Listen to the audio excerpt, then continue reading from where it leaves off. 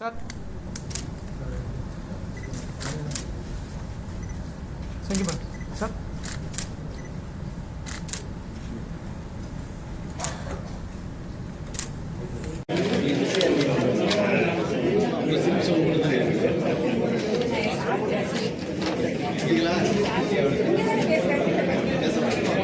காவிரி நாடன் திகரிப்போல் பொற்கோட்டு வேறு வளம் திகழலாம் என்று காவிரி நாடனுடைய ஆணைச்சக்கரம் போல அந்த சூரியன் இருக்கின்ற காட்சியை சொல்லி அந்த தொடர்பை கொண்டிருப்பவர் ஒரு இலக்கியத்தை எப்படி படிக்க வேண்டும். இந்த விழாவிற்கு வந்திருக்கின்ற அந்த பழைய நூலை பழைய குறிப்புகளை பார்க்கிறேன். செயல்படலாம் செய்யலாம்னு சொல்றேன்.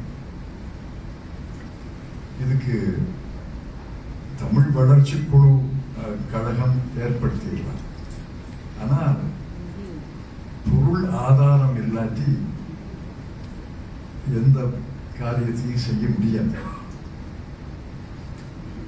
எப்படி பொருள் ஈட்டுவது, எப்படி செய்வது என்று பேசிக்கணும். நான் சொன்னேன், வீடு வீடா பிச்சை எடுப்பது என்பது இந்த காலத்துல முடியாது. அரசு தான் செய்யணும். அரசிடம் சொல்லித்தான் இந்த வேலையை ஆரம்பிக்கணும்னு சொன்னேன். அப்புறம் அமைச்சரிடம் பேசினேன். அவர்கள் முதலமைச்சரிடம் பேசினார். நான் பொது வெளியில இதை சொல்ல வேண்டும். 2 கோடி ரூபாய் வைப்பு நிதியாக அரசு தந்தது. 15 லட்சம் ரூபாய் செலவுக்காக தந்தார்கள், வேலையை தொடங்குவதற்காக. நான் அப்ப அரசுக்கு வாக்குறுதி தந்தேன்.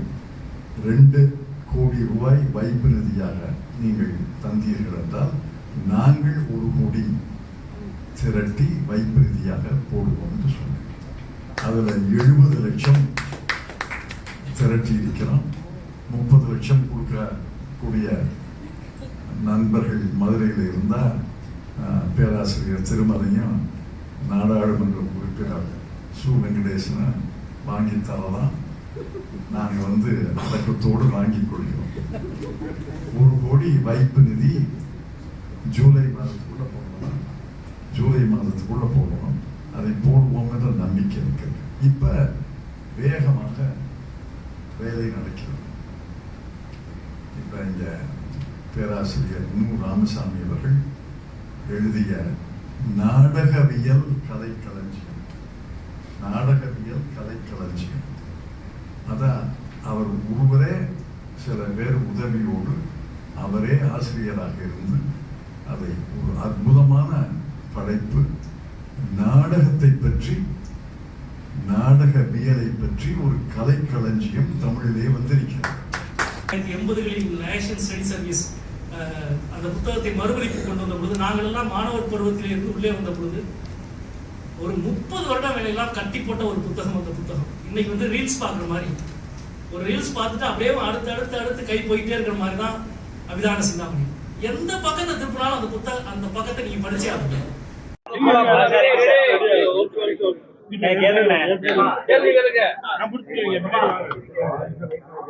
3 மசோதாக்கள் நிறைவேற்றப்படாமல் மகளிர் இடஒதுக்கீடு மசோதா கொண்டு வர மகளிருக்கு அநீதி இழைத்திருக்கிறது எதிர்கட்சிகள் அப்படிங்கிறத பாஜக இல்ல. இது மகளிருக்கு இடஒதுக்கீடு மசோதாக்கும் தொகுதி மறுவரைக்கும் எந்த சம்பந்தமும் கிடையாது. இது முழுக்க பாஜக செய்திருக்கிற ஒரு சூழ்ச்சி தான். இது கொண்டு வரப்பட்டிருப்பது தொகுதி மறுவரை மசோதா தான். இதை மகளிர் இடஒதுக்கீடு என்ற ஒரு கேடயத்தை பயன்படுத்தி இவங்க கொண்டு வந்திருக்காங்க. மகளிர் இடஒதுக்கீடு மசோதா ஏற்கனவே நிறைவேற்றப்பட்டாகிவிட்டது. அது இப்போ இருக்க நாடாளுமன்ற உறுப்பினர்கள் எண்ணிக்கையிலே அதை உடனடியாக நம்ம நிறைவேற்றலாம். இவங்க தொகுதி மறுவரை என்ற மிகுந்த சிக்கல் நிறைந்த ஒரு பிரச்சனையை 50 வருடமாக ஃப்ரீஸ் செய்யப்பட்ட மக்கள் தொகை கணக்கெடுப்பை மீண்டும் பண்டோரா பாக்ஸை ஓப்பன் பண்ணுற மாதிரி ஓப்பன் பண்ணி ஒரு பெரிய குழப்பத்தை உருவாக்க நினைக்கிறாங்க. குறிப்பாக ஒரு மனிதனுக்கு ஒரு வாக்கு என்ற அரசியல் சாசனம் சொல்லுது. அது ஒரு முக்கியமான கோட்பாடு. இன்னொரு பக்கம் மக்கள் தொகை கட்டுப்படுத்திய மாநிலங்கள்ல ஏற்பட்டிருக்கிற அசமத்துவமான நிலை, இந்த ரெண்டுக்கும் இடத்துல ஒரு பெரிய முரண் இருக்கிறது, ஒரு பெரிய சவால் இருக்கு. இதை சந்திப்பது இந்தியாவில் மிக மிக முக்கியமான ஒரு பிரச்சனை.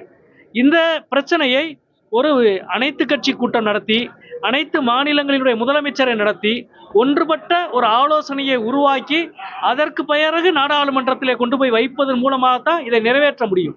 ஆனால் இப்படி எந்த விதமான எக்ஸசைஸும் செய்யாம ஒரு 50 ஆண்டு காலம் ஃப்ரீ செய்யப்பட்ட ஒரு மக்கள் தொகை கணக்கெடுப்பு என்ற விஷயத்தை மீண்டும் மறு ஓபன் பண்ணி 50 மணி நேரத்துக்கு முன்னாடி ஒரு மசோதாவை கொடுத்து நிறைவேற்றியது என்பது முழுக்க முழுக்க பாஜகவினுடைய சூழ்ச்சி. குறிப்பாக தென் மாநிலங்களின் மீது பாஜகவுக்கு இருக்கிற வஞ்சகம், குறிப்பாக தமிழ்நாடு போன்ற மாநிலங்கள், கேரளா போன்ற மாநிலங்கள், மக்கள் தொகை கட்டுப்படுத்திய வெற்றிகரமான மாநிலங்களுக்கு கொடுக்கப்படுகிற அநீதியும் தண்டனையுமாகத்தான் இதை நான் பார்க்கிறேன். சார், இதுவரை தமிழக வரலாற்றிலே காணாத ஒரு வாக்குப்பதிவு இந்த முறை நிகழ்ந்திருக்கு. இது சில பேர் புதிய கட்சிகளோட வரவுன்றதுனாலதான் அப்படிங்கிற ஒரு கருத்து. உங்களோட கருத்து என்ன? இல்லைங்க, அதாவது போன சட்டமன்றத்தை விட தேர்தலை விட இந்த சட்டமன்ற தேர்தலுக்கு 21 லட்சம் வாக்குகள் தான் கூடியிருக்கு. அதற்கு முன்பு சட்டமன்ற தேர்தலை ஒப்பிட்டு பார்த்தால் அது 40 லட்சம் வாக்கு கூடியிருக்கு. அதற்கு முன்பு 40 லட்சம் வாக்கு கூடியிருக்கு. ஒரு சட்டமன்ற தேர்தலுக்கும் அடுத்த சட்டமன்ற தேர்தலுக்கும் ஏறக்குறைய 40 லட்சம் வாக்குகள் உயர்ந்திருக்கு. அப்படி பார்த்தால் இந்த முறை 21 லட்சம் வாக்குகள் தான் குறைந்திருக்கு. சதவிகித உயர்வு என்பதற்கு காரணம் எஸ்ஐஆர். மற்றபடி சராசரி உயர்வு என்னவோ அதுதான் பிரதிபலித்திருக்கு. இன்னும் சொல்ல போனால் கடந்த 5 ஆண்டின் சராசரியை கூட இந்த எண்ணிக்கை பிரதிபலிக்கவில்லை என்பதை தான் பார்க்கிறேன். திமுக மற்றும் கூட்டணி கட்சிகளோட வெற்றி வாய்ப்பு, திமுக மற்றும் கூட்டணி கட்சியினுடைய வெற்றி வாய்ப்பு மிக பிரகாசமாக இருக்கிறது. இயல்பாகவே 3-4 அணிகள் போட்டியிடுகிற பொழுது ஆளுகிற கட்சியினுடைய அணியினுடைய வாக்கு சதவீதம், வாக்கு வித்தியாசம் என்பது அதிகமாக இருக்கும். இயல்பாக வெற்றி மிக அதிகமாக கிடைக்கும். இதையால யாரு சார் பாதிப்படுது? 4ஆம் தேதிக்கு பிறகு ஆய்வு செய்வோம். ஜாதகம் சொல்ல முடியாது, பணியை ஆற்றி இருக்கிறோம். ஒட்டுமொத்தமான ஒரு எண்கணிதம், ஒரு மேத்தமேட்டிக்ஸா நம்ம பார்க்கிறோம். அந்த மேத்தமேட்டிக்ஸ்ல சிலருக்கு கூடலாம் குறைக்கலாம். ஆனால் இந்த அணி இது மிகப்பெரிய வலுவான அணி. எதிர்த்தரப்பு 4ஆக பிரிந்திருக்கிற பொழுது அது எவ்வளவு கூடினாலும் அதை விட வின்னிங் எட்ஜ் என்பது மிக அதிகமாக இருக்கும்.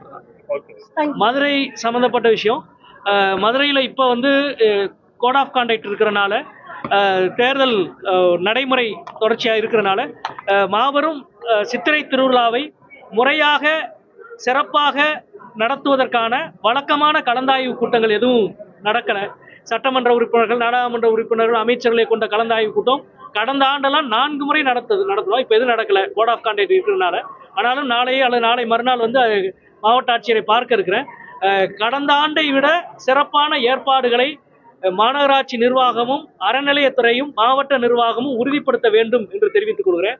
குறிப்பாக சித்திரை வீதிகளில் கொட்டகை அமைப்பது என்பதும், அதே போல கூடுதலாக குடிநீர் பந்தல் வைப்பதும், சித்திரை திருவிழாவை ஒட்டி ஆற்றினுடைய வடகரை பகுதிகளில் கூரை அமைப்பது. ஏன்னா மொட்டை எடுக்கிற பக்தர்கள் ஆயிரக்கணக்கான பேர் உட்கார்ந்து அந்த ரோடு தார் ரோடு உங்களுக்கு தெரியும், அவ்வளவு சுடுகிற தார் ரோட்டில் குழந்தைகளை வச்சு மொட்டை எடுக்கிறாங்க.